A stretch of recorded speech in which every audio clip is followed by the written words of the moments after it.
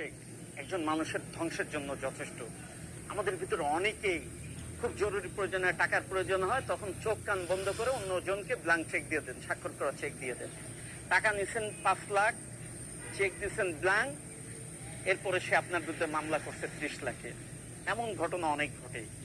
Check দেওয়ার সময়, স্বাক্ষর করা চেক দেওয়ার সময় অবশ্যই সচেতন এবং সাবধান হবে। আপনি যে পরিমাণ টাকা নিচ্ছেন, এই টাকার যদি এগেনস্টে তাকে কোনো বেনিফিট দিতে হয়, কোনো প্রফিট দিতে হয়, এটা নির্দিষ্ট করে সেই পরিমাণ টাকা এই চেকে লিখে স্বাক্ষর করে ডেট দিয়ে তাকে চেক দিবেন। আপনার বিরুদ্ধে যদি মামলা হয়, ওই পরিমাণ টাকা বা আদালত যে পরিমাণ টাকার বিচার করবে তাই দিতে হবে। আর যদি আপনি এভাবে ব্ল্যাঙ্ক চেক দিয়ে দেন আর ওই লোক যদি আপনার বিরুদ্ধে যে কোনো অ্যামাউন্টের মামলা করে দেয়, আপনি কিন্তু দিতে বাধ্য। তখন এসে আপনি পুলিশের আশ্রয় নেন, থানায় আসেন, বিভিন্নভাবে বলেন। আসলে এই ক্ষেত্রে কিন্তু আমাদের করণীয় কিছু থাকে না। চেক দেওয়ার সময় এবং টাকা পরিশোধের সময় যদি সতর্ক না হন, যদি আইনগত পদ্ধতি